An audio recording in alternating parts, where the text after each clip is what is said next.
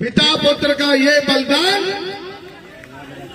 साथियों, अब बाप के सामने बेटा है और बहू है और जनता है। और शंकर शाह रघुनाथ शाह ने कहा कि हम माफी नहीं मांग सकते, हम इस देश को आजाद करना चाहते हैं। अंग्रेजों को कह दिए कि एक शंकर शाह रघुनाथ शाह शहीद होंगे तो हजारों शंकर शाह पैदा हो जाएंगे।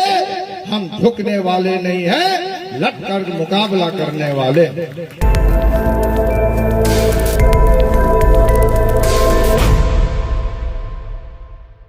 तो 17 तारीख को 2 बजे मौत की सजा का ऐलान हुआ कि कल 18 सितंबर को ठीक 11 बजे बाप बेटे को मौत की सजा दिया जाएगा। और वो मौत कैसा था?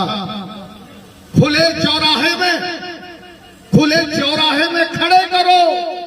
और जिस तरह से ये जनता आई है, ऐसे ही कम से कम 10,000 जनता को बुलाया गया, कोड़ा मार के बुलाया गया, माता बहन बेटियों को बुलाया गया।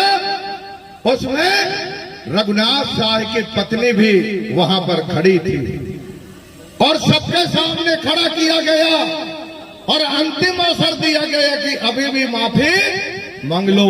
अब बाप के सामने बेटा है और बहू है और जनता है।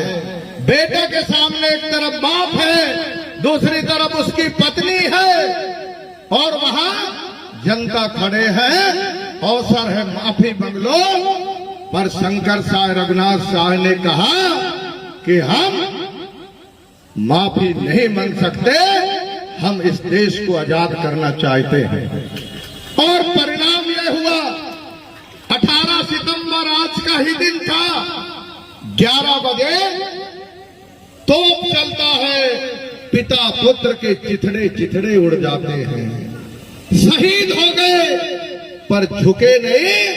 अंग्रेजों को कह दिए कि एक शंकर शाह रघुनाथ शाह शहीद होंगे तो हजारों शंकर शाह पैदा हो जाएंगे। हम झुकने वाले नहीं हैं, लड़ कर मुकाबला करने वाले। साथियों, शहीद किया है। पिता पुत्र का ये बलिदान याद रखेगा हिंदुस्तान। पिता पुत्र का ये बलिदान। साथियों, ज्वाला भड़क गई और मैं गौरवान्वित हूं कि मैं उस जगह से हूं जहां वीरांगना रानी अवंतीबाई राज्य करती थी। रामगढ़ मेरे जिले में, अमरपुर के पास माता बहने, मेरे क्षेत्र में ही रामगढ़ होगा, प्रकाश आया होगा। पर वो प्रकाश उनके लिए मौत का प्रकाश था।